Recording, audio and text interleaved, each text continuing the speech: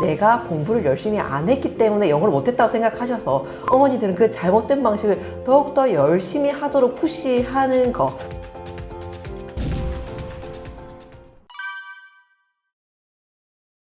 네, 안녕하세요. 저는 와이즈 리더 상일 본원에서 11년째 아이들에게 영어책으로 영어와 인생을 가르치는 주진주라고 합니다. 학원에서는 엘렌쌤이라고 많이 알려져 있습니다. 사실 저도 영어로 많은 고민을 했었고 어려운 시간들을 많이 겪었었는데요. 저뿐만 아니고 사실 저희 친정어머니도 영문학을 전공하셨어요. 그리고 영문학을 전공하고 영어를 잘하기 위해서 정말 40년을 넘는 시간을 투자를 하셨는데 항상 영어를 못하셔서 고민을 많이 했었어요. 그래서 그게 제 인생의 어떤 고민 중에 하나였었는데 제가 영어책을 읽고 이걸로 아이들에게 영어를 가르치면서 실제로 영어를 제대로 된 방식으로 정확하게 공부를 하면 너무나 쉽고 수월한데 우리는 잘못된 방식으로 잘못된 사고를 가지고 공부를 하니까 너무나 어렵고 힘들고 결국 영어는 어떻게 보면 이루지 못하는 과제가 되어버리는 게 너무 안타까워서 조금 책을 통하여서 학부모와 아이들에게 영어로부터 자유를 좀 선물해드리고 싶어서 쓰게 되었습니다.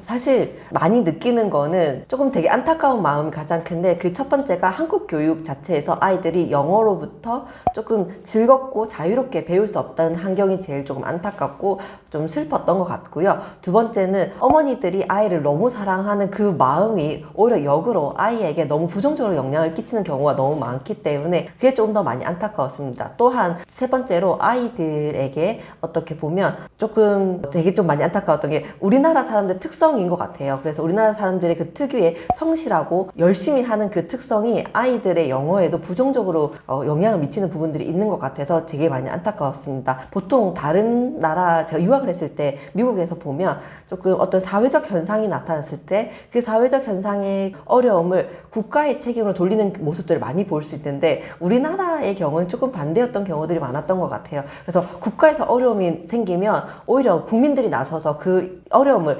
헤쳐나갔던 습성들이 있기 때문에 영어를 못하는 거 역시 영어를 못하는 그 어떤 제도적 잘못이라고 생각하기보다 내가 공부를 열심히 안 했기 때문에 영어를 못했다고 생각하셔서 어머니들은 그 잘못된 방식을 더욱더 열심히 하도록 푸시하는 거 그게 너무 조금 안타까웠기 때문에 조금 그런 부분들이 있었던 것 같습니다. 영어에 대한 접근의 방법이라고 저는 생각합니다. 사실 이거는 다른 저서에도 나온 건데 우리나라에서 처음 선조들이 영어를 배울 때는 영어를 어떻게 배웠냐면 외국인 선교사를 통해서 바로 영어를 듣고 발음하며 연습하면서 정말 사용하는 정확한 발음을 사용해보면서 영어를 습득하는 걸 우선적으로 시작을 했었었는데 일제강점기가 들어오면서 일본의 방식이 문법을 정리하고 단어를 공부해서 그 정리한 걸 토대로 지문에 활용하고 또 해석을 하는 그 방식을 체득을 하게 되었습니다. 그렇게 하면서 영어를 문법과 단어를 먼저 하고 그 다음에 지문에 적용하고 그 지문을 늘려가는 방식으로 하다 보니까 어떻게 보면 더 많은 시간을 투자하지만 그때그때 나지 않는 그 효과를 위해서 빨리 포기하는 방법이 학습의 제도가 되어버린 것으로 굳혀진 것 같습니다. 영어가 어려운 이유는 사실 크게 세 가지라고 저는 생각합니다. 그 첫 번째가 바로 너무 방대한 학습량입니다. 그래서 영어를 받아들일 때는 저희가 어떤 소통의 도구, 언어로 받아들이기보다는 어떤 점수를 내야 하는 학과목에 불과한 경우도 많기 때문에 그 학과목에 점수를 내기 위해서는 저희가 문법과 단어를 해야 됩니다. 사실 크라센의 읽기혁명이라는 책에 보면 그 언어학자 이런 얘기를 합니다. 영어의 문법은 정리하기에 너무 방대하다라는 얘기를 하거든요. 근데 그 방대한 문법을 다 마스터하고 또 7만 단어, 수십만 단어가 되는 단어들을 마스터하고 영어를 하려고 하니까 너무나 방대해서 어떻게 보면 건드리기 어려운 그런 부분이 되기도 하는 것 같습니다. 그래서 그 부분이 첫 번째 영어의 어려움이고요. 두 번째 어려움은 비교의식이라고 생각합니다. 영어를 공부하게 되면 제일 먼저 보이는 게 영어를 너무 잘하는 사람들입니다. 그리고 우리는 그 비교 속에서 난 언제 저렇게 되지? 그리고 금방 그렇게 되지 않기 때문에 쉽게 포기할 수 있습니다. 많습니다. 그렇기 때문에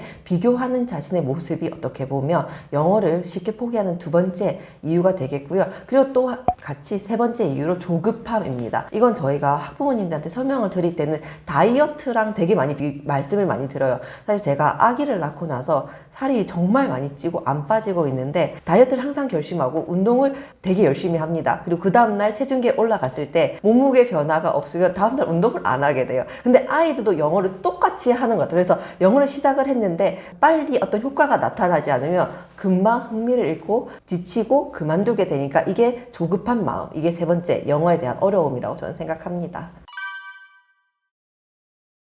저는 사실 문법 제일 비추드립니다. 왜냐면 사실 저희 가족은 영어에 거의 한이 맺힌 가족인 것 같아요. 사실 친정아빠가 제가 중학교를 들어가는 순간 저에게 했던 말이 있어요. 제게 성문 기초 영문법 책이었던 것 같아요.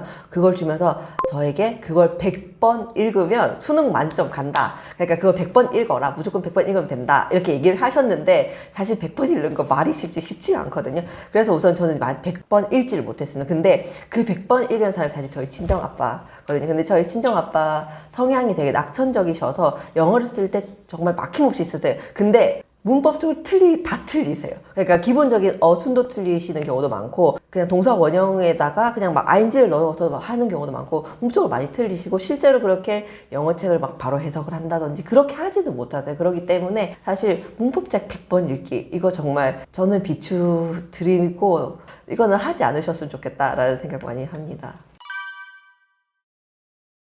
두 가지 경우로 설명을 드릴 수 있을 것 같습니다. 첫 번째는 영어 점수를 내기 위해서 제일 중요한 거는 주어진 학습을 정확하게 완수하는 게 점수를 향상시키는 데 가장 중요합니다. 근데 영어는 A라는 단계를 끝내고 B를 가고 이렇게 정확하게 커리를 밟아갈 수 있는 부분도 분명히 있지만 아닌 부분도 존재하기 때문에 아이가 A라는 곳에서 점수를 잘 받았다 해서 그 다음 단계 B에서 다 잘 할 수 있다고 할 수는 없습니다. 그리고 어머니들 가장 강조드리는 게 있다고 하면 아이들이 시험 공부 치기 위해서 단어를 열심히 외워옵니다. 그래서 외워와서 시험을 딱 치고 나서 방을 나가는 순간 잊어버립니다. 그렇기 때문에 사실 영어는 시험 점수가 100이 나왔다고 그게 완전히 마스터돼서 그 다음을 갈 수 있다 이게 아니기 때문에 시험 점수는 영어 실력이라고 연결 드릴 수는 없습니다. 그리고 두 번째 이제 영어책을 읽으신 어머님들은 SR 테스트를 되게 많이 보시는데 그게 이제 미국 학년으로 몇 학년 책을 읽으면 된다라고 표현이 되는 건데 실제로 아이들이 영어책을 읽어보면 SR 점수가 높은데 못 읽는 아이들도 많고 SR 점수가 낮은데 잘 읽는 아이들도 많습니다. 아이들이 영어 도서관을 찾을 때 좀 많이 오는 케이스들이 어떤 케이스가 있냐면 어릴 때부터 너무 영어 시험에 대한 스트레스를 많이 받아서 영어 시험을 한다고 하면 자기 실력을 다 발휘하지도 못하는 경우가 많기 때문에 오히려 좀 더 편안한 마음을 하기 위해서 많이 찾아주시고요. 실제로 저희가 레벨 테스트를 할 때도 아이에게 기본적인 점수를 먼저 확인을 하고 난 뒤에 영어책을 단계별 조금씩 읽어보고 말해보고 좀 분위기를 깔아준 상태에서 써보기도 하면서 아이가 실제로 어느 정도의 영어 그릇에 영어를 담고 있는지를 보는 게 되게 많기 때문에 실제로 아이가 영어 점수가 낮다고 해서 영어를 못하는 것도 높다고 해서 잘하는 것도 아니기 때문에 보통 이 두 가지 경우로 많이 말씀드리는 것 같습니다.